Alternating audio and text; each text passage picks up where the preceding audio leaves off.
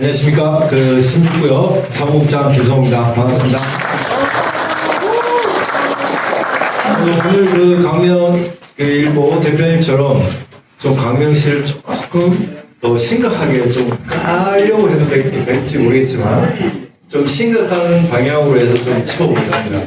먼저 여기 오늘 발표한 자료는 총 4가지인데요. 수치상에 살짝 안 맞는 부분, 그런 부분은 제가 정확하게 100% 수치는 아니라는 걸 감안하시고 좀 봐주셨으면 고맙겠습니다. 다음 장입니다. 말보다 행동을 먼저 해주시는 우리 16구역 위원장인데 먼저 박수 한번 쳐주시고 시작하겠습니다.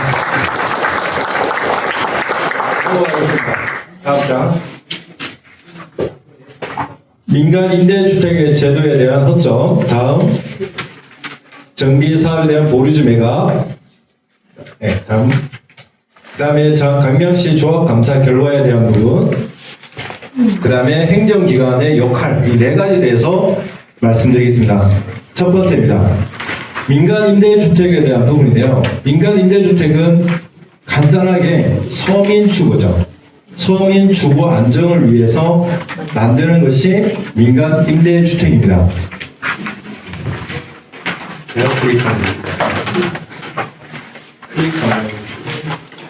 자, 대표적인 게 임대료 중에 5%. 그죠? 민간 임대주택은 총 건설의 최소 5% 이상을 짓게 되어 있습니다. 예를 들어서 2000세대면 100세대, 4000세대면 200세대를 의무적으로 짓게 되어 있죠. 먼저 다음 장 넘어가기 전에 이거 기부 체납하는 겁니까? 아닌 겁니까? 왜 민간 임대를 질까요? 대부분 사람들이 이거는 나라에서 5% 지어서 좋은 일을 해 라고 생각하고 계실 겁니다. 다음 장입니다. 자, 벌금을 내고 매각하는 꼼수 프로세스를 한번 볼게요. 먼저 조합은 용적률 인센티브를 확보하기 위해서 임대주택 용적률 인센티브 총 2104세대 105세대 이상을 지면 되는데 135세대를 확보합니다. 가장 먼저. 그렇게 하면 쉽게 말해 20층 올라갈 거 25층 25층 올라갈 거 28층 지어줄게. 너희 임대 아파트 지어 라고 이렇게 용적률 인센티브를 확보합니다. 괜히 이걸 했네요. 바로바로 클릭하면 되는데. 예. 다음 특정 업체 이렇게 135대를 짓고 난 다음에 특정 업체 임대사업자인데 매각합니다. 자, 여기에서 135세대 중에 용적률을 높이는 데는 24개만 기부천합니다. 여러분들 135세대에 민간 임대주택을 지어서 앞으로 일어날 조합들은 잘 판단하시고 이걸 꼭 확인하시길 바랍니다. 우리 강명 16구역이 총 28층까지 올라가는데 24세대만 기부천을 했어요. 경기도시공사에. 그 111채를 임대사업자한테 팝니다. 죄송한데 이거는 우리 16구역이 뿐만 아니라 대한민국의 모든 조합이 똑같습니다. 그러면 시세보다 아주 낮게 매각을 합니다. 그 다음에요. 임대 아파트를 조합해서 업체에다 팔죠. 그 업체는 임대 등록을 말소하고 바로 제3자에게 또 매각을 합니다. 이런 사실 아시나요? 전혀 모르실 겁니다. 첫 소두에서 질문을 드렸듯이 임대 아파트는 그렇지 우리가 2000세대 중에 100세대 주면 기부 체납을 한다라고 생각하겠지만 일부만 기부 체납을 하고 나머지는 일반 업체에다가 매각을 합니다. 죄송하지만 재개발 재건축의 조합장들의 여기 있으면 여기 계신 분들 중에 재개발 조합장 할만합니다. 10년간 보훈으로 먹는 거죠. 죄송한데 이런 좀 심각한 것으로 의심이 됩니다. 의심이 됩니다. 제3자인데 매각을 해요. 그 다음 자, 그러면 업체는 어떻게 되냐? 111채에 대해서 엄청난 차익 실현을 받게 되죠. 이 표를 한번 보여드릴게요. 자, 그러면 예를 한번 들어보겠습니다. 여러분들 지금 현재 시세가 4억입니다. 4억. 한번 눌러주십시오. 그러면 내가 전세를 맞출 때 3억에 맞췄어요. 그죠? 당연히 시세가 4억이니까 내가 전세 4억 맞추는 건 당연한 거죠. 네. 여기 깨졌네요. 네. 그런데 이 조합이 다른 업체에다가 3억 5천에 팝니다. 그러면 내가 시세가 4억인데 3억 5천에 뭐 그렇지 전세를 3억 맞추고 판다. 이게 일반적인 거잖아요. 그죠? 일반적인 거잖아요. 내가 4억짜리 시세를 갖고 있으면 그렇지 좋은 입장에서는 전세를 3억에 맞추고 팔 수 있습니다. 그런데 현재 어떤 일이 일어나고 있냐면요. 자, 임대차가 현재 3억입니다. 3억. 민간 임대 아파트를 먼저 3억에 맞춥니다. 그 다음에 얼마에 매각하느냐? 네. 1억 7천에 팝니다. 여러분 총회 책자를 한번 보세요. 제가 재개발 재건축 전문가 안 됐습니다. 한 2년밖에 안 됐는데요. 그전에는 이런 숫자 몰랐습니다. 여러분 총회 책자에 딱 2페이지만 보면 됩니다. 이만한 두꺼운 거 다 필요 없습니다. 2페이지만 정확히 보면 모든 내용을 알 수가 있어요. 조합의 매각을 1억 7천에 합니다. 3억에 맞춰놓고 1억 7천에 파는 게 이해가 되나요? 안 돼요. 안 되죠. 눌러주십시오. 근데 40 타입은 자 이걸 제 3자인데 4억 3천에 팝니다. 자 시세가 3억인데 조합인데 팔면은 조합에 1억 7천에서 파는데 업체는 제 3자인데 4억 3천에 팝니다. 다시 예, 내가 4억인데 전세 3억에 맞추고 그렇지 기부 체납하는 거니까 공공임대 개념으로 오랫동안 8년 10년 민간 임대를 해야 되니까 3억 5천에 팔면 그렇지 그런 정도 이해하겠죠. 근데 실무에서는 내가 3억에 대한민국의 모든 임대 아파트 똑같습니다. 19역 뭐 2구역 1구역 다 그렇습니다. 대한민국 다 똑같습니다. 임대 아파트 3억에 전세를 맞춰놓고 1억 7천에 팝니다. 그걸 다시 제 3자인데는 4억 3천에 팝니다. 그 이 중간에 이쪽에 다시 눌러주십시오. 요걸 그래프로 보면 지금 임대를 요 정도 3억에 맞춰놓고 반값에 팔아요. 근데 이 조합이 이제 팔면 이 업체는 4억 3천에 팝니다. 시세는 얘들이 왜 이렇게 사갈까요? 시세는 5억이니까. 이게 대한민국의 임대 아파트입니다. 만약에 한 세대라면 이 사람이 1억만 남겠지만요. 이게 111채입니다. 111채 벌금 매고 뭐 하고 다 빼고요. 순수 제가 봤을 때는 1억씩은 남습니다. 이게 재개발 재건축의 핵심입니다. 핵심. 혼자 업체가 임대사업을 계속하는 거예요? 안 하죠. 자, 네, 맞습니다. 말씀하신 대로 이 업체가 최소한 8년, 10년 동안은 민간 임대를 해야 되죠. 자, 15구역은 대우건설의 자회사인 대우ST라는 회사를 차려서 지금 14구역, 15구역은 하고 있어요. 실제로. 그런데 나머지 구역 어떨까요? 지금 16구역, 19구역, 2구역, 1구역 다 팔아먹습니다.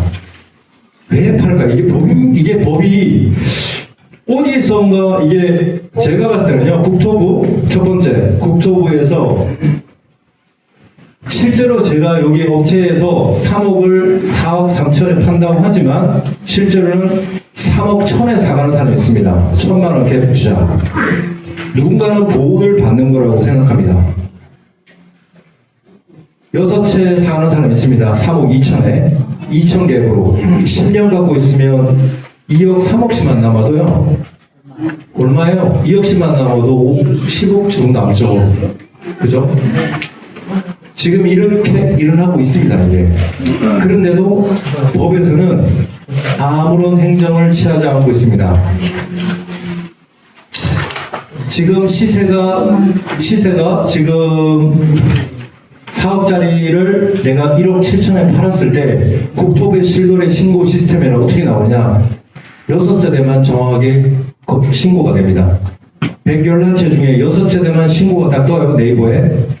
6채가 신고됐다가 한 1, 2주 뒤에 사라집니다. 왜 그럴까요? 저는 국토부, 행정기관, NH, 모든 네이버까지 다 연관이 되어 있다는 의심이 들어요. 왜 이게 우연히 일치일까? 자, 실제로 다시 여기 임대가 3억인데 1억 7천에 맞춰줬어요. 여기 살고 있는 임차인들 시세가 4억, 5억 아무 상관없습니다. 내 보증금 3억 어디 갔어? 은행에서 전화 옵니다. 은행에서 너 지금 3억인데 거래가 1억 7천에 돼서 대출금 갚아. 대출금 2억 갚아. 2억 5천. 3억에 80% 2억 4천, 2억씩 대출 받았죠. 이분들은. 조합원들은 가만히 있다가 전세 사기 피해자가 되는 거예요. 16명이 조합원 보류지에다가 내 보증금 돌려주라고 압류를 걸었죠. 이런 일들이 비일비재하게 일어나고 있습니다. 자, 이런 일들이 왜 일어나는지 아까 우리 강명일보 대표님께서 말씀하셨는데 시청이나 모든 기관은 죄송한데 학생으로 치면 초등학생입니다. 실무에서는 대학생 박사급이에요. 실무 담당 주무관 한 명이 외부 기관의 엄청난 GS를 상대로 삼성 레미안을 상대로 싸워야 돼요. 알겠습니까? 해달라는 대로 해주는 거죠.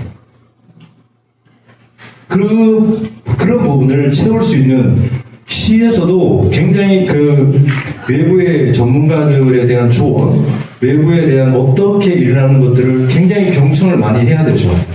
공무원들이 못하는 게 아니라 열심히 하죠. 열심히 하는데 외부 행정을 따라올 수가 없습니다. 예전에 군부 시절에서는 그 행정이 더 뛰어났지만 요즘 시청이나 모든 관공서에서는 외부에서는 더 여기도 이제 박사님들 오셨잖아요.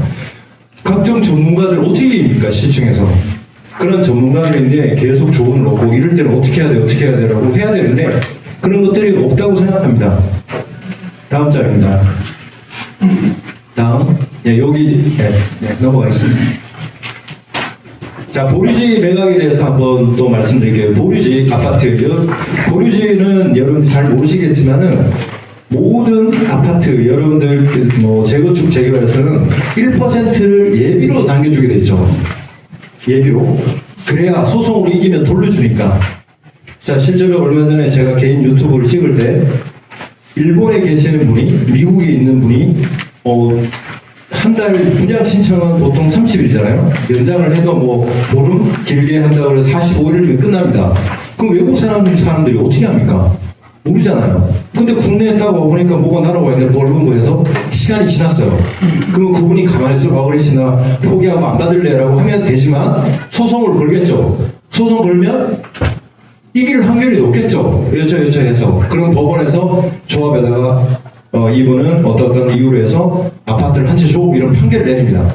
그런 걸 대비를 하기 위해서 지금 예를 들어서 저 강명 한진타운 해보로 이혼도 10년 만에 해산했잖아요. 그런 거하고 똑같이 이 보류지를 주게 되는데요. 두게 되어 있습니다. 자, 도정법, 도시민주거환경법과 정관에는 자산의 보류지를 처분할 때 공개 경쟁 입찰, 즉 입찰로 하게 되어 있습니다. 요 전에 또 딱 잠깐 민간 임대 아파트 그것도 입찰하게 되어 있습니다. 나라 상태에서 입찰하는 조합이 거의 없습니다. 하나도 없어요. 자, 공개 경제를 입찰을 해서 그래서 조합원의 재산을 최대한 가치로 매각하는 거죠. 자, 여러분들이 정비 사업을 왜 할까요? 사업입니다. 여러분들 사업은 커피숍 사업, 떡볶이 사업, 분식 사업, 식당 사업하고 똑같습니다. 사업을 하는 목적은 이득을 내기 위해서 사업하는 거죠. 내가 내 집 들어가는 사업을 할 필요는 없죠. 내가 내 집을 짓는데 수익이 나니까 그 수익을 나누면 나눠 가지려고 하는 게 사업이에요. 처음에 이득이 없는 사업을 왜 합니까? 그런데 실제로 여러분들이 3억, 5억, 10억이라는 돈을 현금을 그 땅에다가 이렇게 예를 들어 이렇게 쌓아놨으면 이게 바로 보일 텐데 그냥 땅이야, 집이야. 그러니까 전부 다 99%가 관심이 없어요. 정말 이게 그 조합원의 최대한 가치를 높이기 위해서 이 정비 사업을 하는 거고, 그 예비로 1%를 두었다가 자, 사업이 다 끝나면 이걸 팔아야죠. 팔아서 여러분들 돌려주는 겁니다. 돌려줘야 되는데 돌려주느냐, 아까처럼 거의 대부분 돌려주지는 않습니다. 정상적인 절차는 자, 매각 결정이 나면 총회를 거쳐가지고 입찰 공고를 해서 매각을 결정하죠. 최고가 입찰, 이게 계속 잘리네요. 예. 근데 위법 절차는 이제 매각 결정합니다. 총회 대의원해서, 네. 그 다음에 경쟁 입찰을 하는데 특정 업체를 통해서 경쟁 입찰을 합니다. 광명은 왜 특정 업체를 경쟁을 주로 할까요?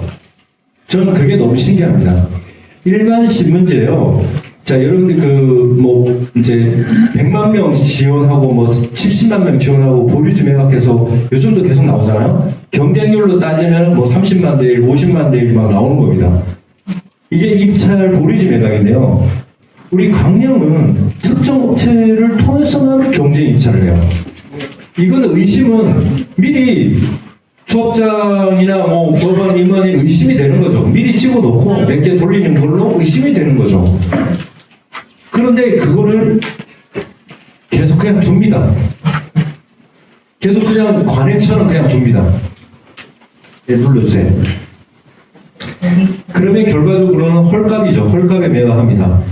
본인의 개인의 사업을 위해서 10억 갈 걸 9억에 낙찰하고 9억에 갈 걸 7억에 낙찰되는, 그렇게 되는 거죠. 실제 예로 강명 16구 여기 어느 영향이 미쳤는지 모르겠지만 코로나 이후에 21년 피크를 치고 22년, 23년에 푹푹 떨어질 때 그때 보류지 매각을 입찰 공고해서 오늘 결정이니까 9억짜리 9억, 7억, 6억 낙찰 딱 끝냈으면 되는데 매각을 9억에 되니까 안 나가요. 1억을 낮춰요. 8억에 해도 안 나와요. 7억에 해요. 7억에 하면 또 안 나와요. 그럼 또 계속 낮춰요. 그러면 한 채당 1억이니까 2,000세 되면 2,000억이 낮아지는 거죠. 광명시 전체가 낮아지는 거죠.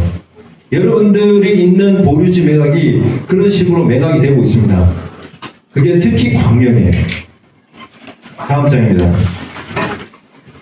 근데 요게 대부분 이 부분을 제가 찾아봤어요. 대한민국의 모든 재개발 재건축 조합에서는 입찰 방식, 최저가 일정, 입주에 대해서 안에 대해서는 거의 잘 발표하지 않습니다. 법 제도가 당연히 필요하고요. 이 부분이 단순하게 이제 한 개 조합으로만 되는 게 아니라 전체 가격을 미친다는 거, 그것만 좀 참고를 해주시면 좋겠습니다. 다음 장입니다. 자, 보류지 처분 여기 또 하나 있네요. 보류지가 우리가 총 27개였는데, 아파트 26개, 상가 1개, 21년 총에, 저도 몰랐어요, 이런 부분. 167억으로 그냥, 여러분들 총회 책자 똑같습니다. 어느 조합이든. 그냥 금액만 딱 얼마 기재합니다. 총회 계산 금액은 맞지 않습니다. 56억밖에 되지 않아요. 한 100억 정도 높여놓습니다. 왜? 미래 일이니까. 얼마의 매각이 될지 모르니까 미래에 과대 계산을 해놓습니다. 23년 해산할 때 172억으로 기재를 합니다. 그런데 갑자기 58억이 100억 이상에서 167억을 했다가 172억을 했다가 41억을 감액해달래요. 누가 감액해달라는 내용도 없었는데 갑자기 감액을 해달라고 하고 131억을 추인을 시도를 합니다. 그런데 총회에는 86억밖에 안 돼 있어요. 여기도 더 신기한 게 있습니다. 27개 중에, 보류지 중에 111채를 팔았다고 그랬잖아요, 아까요. 그런데 LH에 11채를 갑자기 기부 체납을 했어요. 보류지에서 이 기부 체납을 할 수 있는지는 저는 여기 법적인 조항을 잘 모르겠습니다만, 일단 LH에서 갑자기 매각을 해요. 기부 체납을 해요. 제 의심은, 저희 조합원들의 의심은 111채 중에 LH에 11채를 기부 체납을 하고 그 중에 90채를 매각을 했어야 되지 않나 라는 생각이 듭니다. 그래서 경기도시공사의 기부 체납분이 있고 LH의 기부 체납분이 있어요. 그런데 여기 우리는 보류지에서 나중에 모르고 팔아보고 그랬으니까, 왜? 강명에서 제일 먼저 했으니까. 이런 것들이 하여튼 좀 너무 말이 안 되는 부분이 많습니다. 자, 11세대를 기부 체납을 하고 LH에 임의로 기부 체납을 했는데 법이나 명시 이런 위법성 요지에 대해서는 어느 누구도 따지지 않습니다. 최근에 공개 경제 1차에서 흑석자의 46만 7천 대 1, 뭐 33만 7천 대 1, 뭐 이런 식으로 웬만한 데는 그냥 기본이 10대, 20대, 50대 이런 기본입니다. 아무리 안 나오도. 네, 다음 장입니다. 이것도 특정 업체에 이제 매각이 됐죠. 그나마 또 보르시도 특정 업체에 매각을 했습니다. 다음 장입니다. 자, 경기도 조합감사 결과 후속 조치인데요. 1번, 2번, 3번 해서 좋습니다. 계약상 15일 이내 안 했으니까 고발하고, 보관 안 했으니까 행정지도하고, 뭐, 경제사비, 그 다음에 연차수당 초과했으니까 한수 조치하고, 제일 중요한 거 5번 한번 눌러주세요. 현금 잔고하고 장부상 잔고가 안 맞대요. 아니, 그런데 행정지도예요. 자, 여러분들 이만큼 너무 해도 너무한 거 아니에요? 저희 조합의 통장에 70만 원 있습니다. 70만 원. 70만 원 있어서요. 소송에서 들어오는데 현금 잔고하고 장부상 잔고가 안 맞아서 행정지도한대요. 이게 말이 됩니까? 법이 제가 빨리 넘어왔죠. 처음에 법보다 주목이라고. 네, 법은 뭘고요? 도망갔어요. 다음 장입니다. 네, 다음 장. 네. 자, 이제 정보공개 청구 행정감독기관, 저희가 바라는 의미죠. 행정감독기관의 행정감독권을 굉장히 더 강화를 시켜야 되는 부분이 있고요. 법 개정에 통해서 조합만 처벌할 게 아니라 좀 행정기관도 어떻게 우리가 양벌 규정이라는 게 있거든요. 위에서 밑에서 처벌하는 규정도 있지만 밑에서 처벌 안 하면 너도 처벌받아. 자, 예를 들어서 임대인과 임차인이 최근에 주택임대차 신고 안 하면 임대인 또는 임차인이 각각 과태료 먹죠. 그런 식으로 양벌 규정을 해야 이거 의무가 되지 않겠습니까? 두 번째는 회계감사. 자, 사업시행과 재개발 재건축의 사업시행을 할 때 감정평가 기관을 통해서 감정평가를 의뢰하도록 되어 있어요. 그죠? 그걸 시에다 위탁을 하거든요. 이것처럼 이제 조합의 외부 회계 감사를 자체적으로 하는 게 아니라 이 감정평가 기관에 감정평가하는 것처럼 외부 기관에 맡겨서 회계 감사를 하도록 하는 그런 기능이 생겼으면 좋겠다. 그리고 도정법 관련해서 조금 전에 발표해 주신 그 교수님처럼 서울시 정보몽땅과 경기도 몽땅이 있습니다. 정보몽땅. 서울시에는 구체적으로 아주 잘 되어 있습니다. 제가 여러 가지 있지만 컨트롤 C, 컨트롤 V만 하면 되거든요. 정말 탁상 공정입니다. 발표해 주셨듯이 서울시 행정이 아주 잘 되어 있어요. 왜? 좁은 땅에 수많은 예산과 엄청난 예산과 지역이 좋기 때문에. 경기도는 면적만 서너 배에다가 인원 행정 능력이 부족하는데, 그런데 간단한 것은요, 정말 안에서 그렇죠. 컨트롤 C, 컨트롤 V만 하면 됩니다. 서울시에서 개발한 거 우리가 개발하려면요, 엄청 힘들어요. 서울시를 경기도로 바꾸면 되고요, 경기도를 강명시로 바꾸면 됩니다. 그런데 안 해요. 너무 신기하지 않아요? 이거 개발하려면 엄청 돈이 많이 들어요. 근데 다운받아가지고 우리 이름만 바꾸면 돼요. 그리고 바꾸고 난 다음에 너 여기다가 보름 이내 15일 이내 총회하고 자료 안 올려? 처벌하면 됩니다. 이렇게 제가 봤을 때는 아주 간단한데 안 하고 있어요. 자, 그리고 정보 공개 청구 등의 도전법인데요. 저희가 가장 힘든 게 조합원의 알거리입니다. 여기다 다 올려주면 좋겠지만 총회를 해야 되잖아요. 총회를 하면 성명, 주소, 연락처는 알아야 총회를 합니다. 시에서 조합에서 총회를 해도 아무리 해도 정보공개 청구를 하지 않아요. 개인정보보호법 때문에.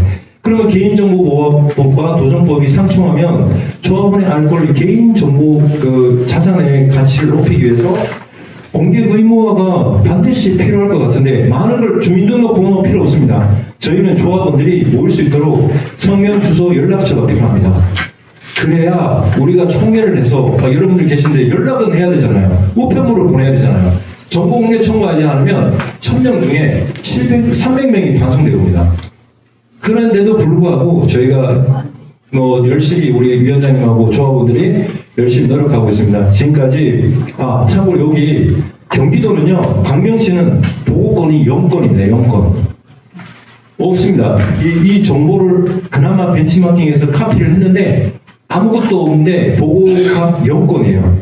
그런데도 시민들은 가만히 계시고 시청에, 특히 시청에서는 아무것도 안 하고 있어요. 과연 이 행정이 잘 되고 있는 걸까요?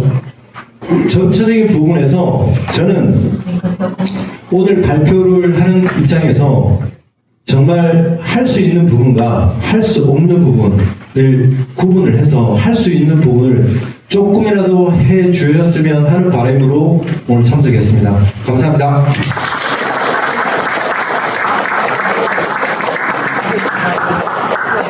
불 좀 켜줄래요?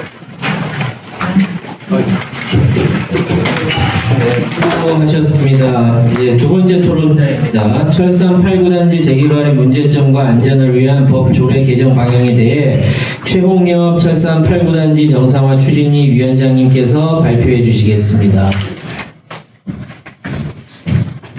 안녕하세요. 강릉시에서 제일 문제가 있는 재건축 조합의 철산 8구 조합인데 제가 그 정상화 추진위원회 위원장을 맡고 있습니다. 정말 너무 억울하고 손해가 막심합니다. 이거 한 화면으로 보일 수 있어요?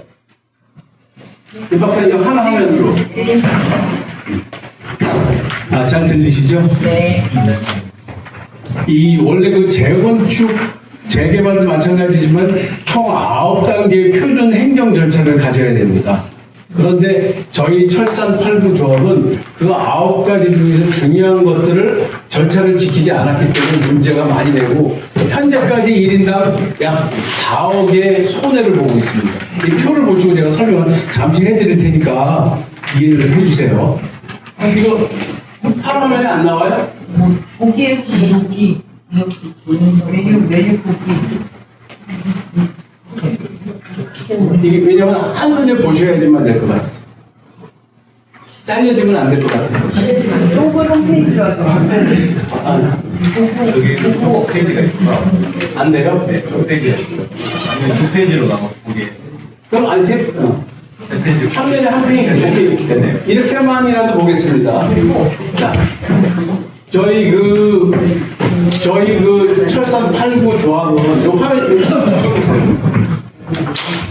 2004년도에 추진위가 구성이 되고 2014년에 조합 설립 인가를 받습니다.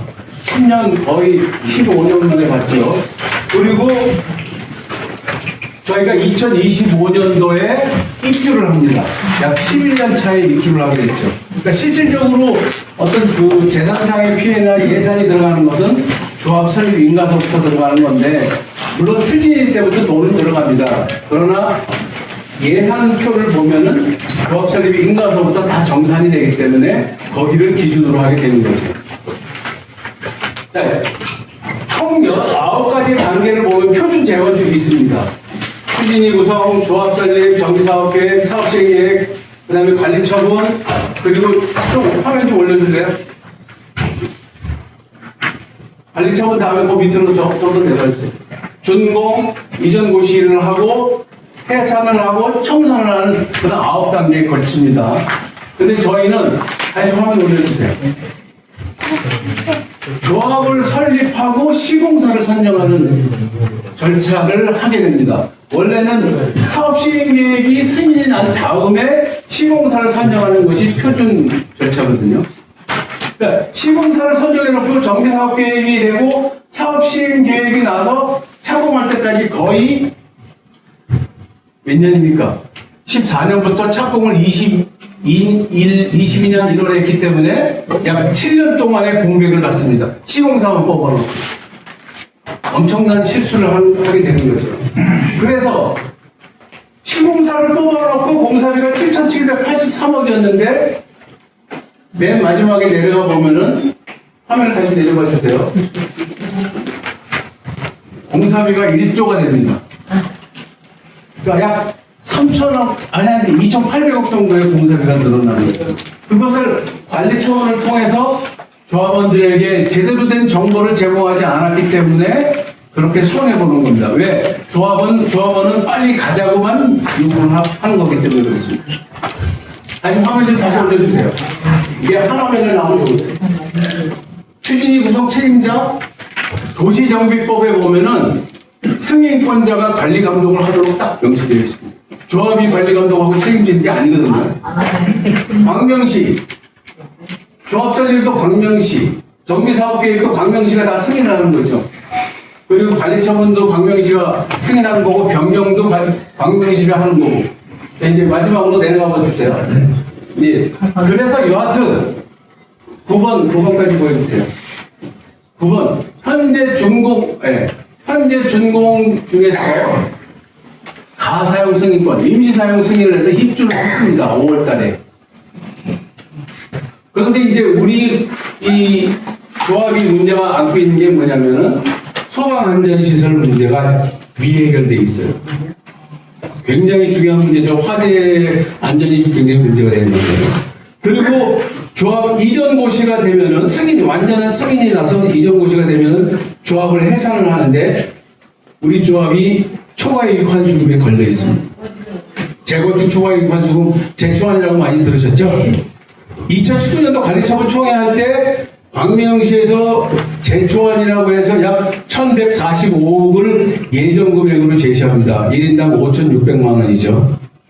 근데 이제 법의 기준이 약간 바뀌어서 어느 정도 이제 완화가 되지만 그래도 약 1,000억 정도로 예상합니다. 기준은 완공 시점, 준공 시점을 기준으로 하기 때문에 현재까지는 준공이 아직 안 났습니다. 그래서 현재까지 조합원은 여기에 있는 공사비 증액, 조합원 분양 증액분, 그 다음에 초과이익, 뭐 이런 초과이익은 빼고 7,980억을 손해를 봅니다. 그래서 조합원 1인당 약 3억 9천 정도의 피해를 보게 되는 거죠. 이거 광명시가 제대로 관리 감독을 안 했기 때문에, 법상 관리 감독을 안 했기 때문에 이런 현상이 나타난 겁니다. 제대로 관리 감독을 했으면은 절대로 이렇게 나타나지 않아요. 그래서 아까 저기 광명인도 대표님이 얘기했잖아요. 우리 아파트 입주하고 아들도 임대 아파트 입주하고 여러 가지 나오죠. 화면 좀 올려주세요. 다시 한번. 지금 문제가 저희가 초과이익 환수금, 대한민국에서 초과이익 환수금 낸 조합은 수도권에 77개 조합이 있는데 하나도 없습니다. 그런데 우리 황영류 조합장이 서류를 내려고 그래요. 그 광명시청에다가. 그래서 서류를 내게 되면 이제 고시를 받게 되면 재건축 초과이익 환수금을 내야 되는 거죠. 저희 조합원들은 피해를 많이 보고 있습니다. 그 다음에 청사는 아직 미정입니다. 해산을 아직 안 했기 때문에. 이건 통상 아까 또 얘기했지만은 뭐 상가도 판매를 해야 되고 여러 가지 조건에 의해서 몇 년 갈지. 심지어는 뭐 여기 16구역도 아직 청산이 안 됐어요. 입주한 지 5년이 넘었는데 뭐 그런 현상이 납니다. 자, 이제 다시 화면 내려주세요.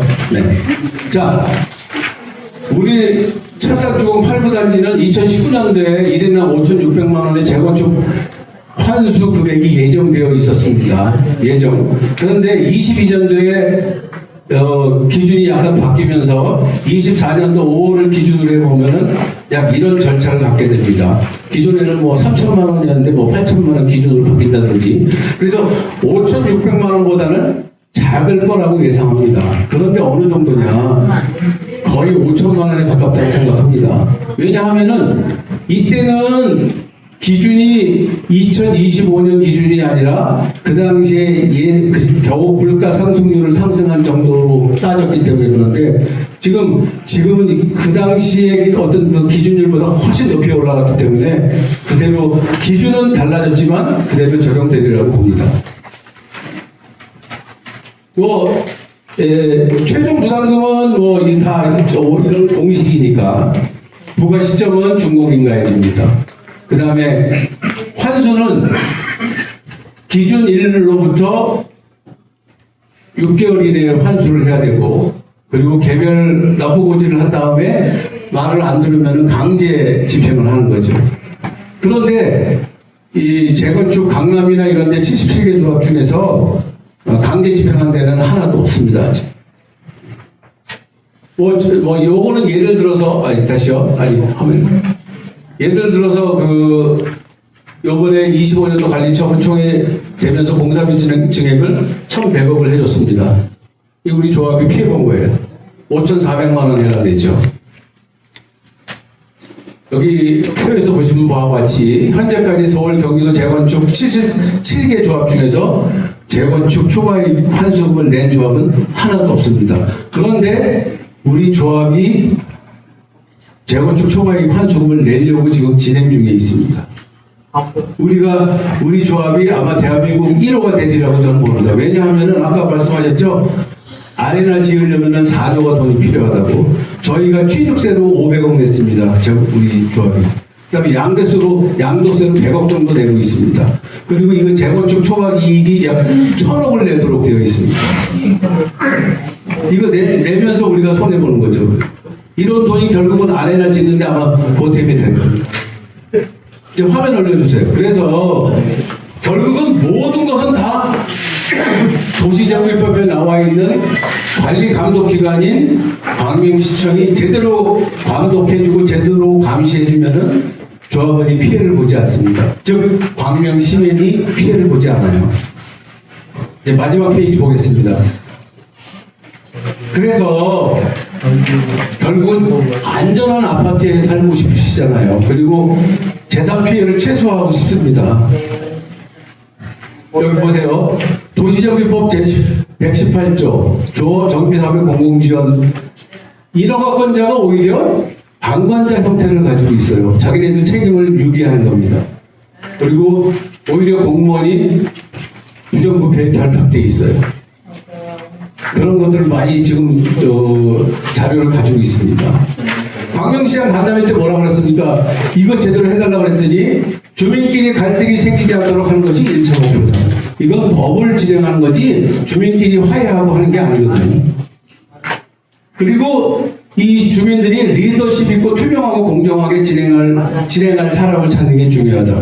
사람이 중요한 게 아니거든요. 법을 지켜야 하는 겁니다. 광명시절에 아까 보셨죠? 고려대 건축공학과 교수님 조례하고 법도 없고 아무것도 없습니다. 그리고 특히 조합장을 비롯한 조합 관리자 능력이 부족하기 때문에 시공사나 정비사업 업체에 끌려갑니다. 그 다음에 광명시뿐만 아니라 이건 전국적인데 광명시가 특히 더하죠. 재건축 재개발 사업에 부정한 카르텔에 대한 감시가 불가해요. 감시가 없어요. 그러니 저는 부정한 짓을 저지르는 겁니다. 화면을 올려주세요. 아니 내려주세요. 죄송해요. 자, 그래서 어떻게 보완을 해야 되느냐? 공공관리제나 공공감리단 이런 것을 도입해야 됩니다. 대통령께서 뭐라고 말했습니까? 부정비리가 너무 많다. 공공관리제를 도입하면 된다. 왜냐하면 그분이 성남시장한테 이런 걸 했거든요. 재개발 결정부터 시공호까지 주민 참여 보장되는 국민주권형이 되어야 합니다. 여기 국민주권형 보이시죠? 여러분들이 주권을 가지고 감시하고 감독을 해야 된다는 겁니다. 최소한은. 그리고 경기도청에 이런 시민감리단이 운영이 되고 있어요. 특히 경기도 교육청에 대해서는 이런 거를 움직여서 그 학교를 짓는다든지 이럴 때 교육청이 다 감시를 합니다. 해당 주민들이 나와서. 그래서 저희 그 인허가권자의 그 방관자 형태와 광명시 조례를 보완해서 우리 감시단을 만들어야 됩니다. 여기 보면은 감시기구 가칭 광명시민 참여형 안전 및 감시위원회라는 그 감시단이 반드시 필요하다고 생각합니다. 그리고 정보공개 요청 시에 100% 제대로 정보 공개가 안 되고 있죠. 그리고 민원 발생 시 민원인 입장에서 해결을 해야 되는데 광명시가 민원인 입장에서 해결해 주는 것이 아니고 조합 입장에서 해결을 합니다. 제가 이제 저희 조합에 제가 그 정상화 추진위원장이니까 저는 조합 게시판에 들어가서 글을 못 쓰게 막았습니다. 그리고 조합 밴드라고는 처음부터 가입을 못하게 만들었어요. 여기 저희 재건축 조합원들 많이 와 계시는데 이 중에서도 한 몇 분은 아직도 밴드에 가입도 못하고 글도 못 쓰게 합니다. 그 다음에 최소한 공무원 플러스에서 감시규구가 현장 확인을 하는 그런 정례가 필요합니다.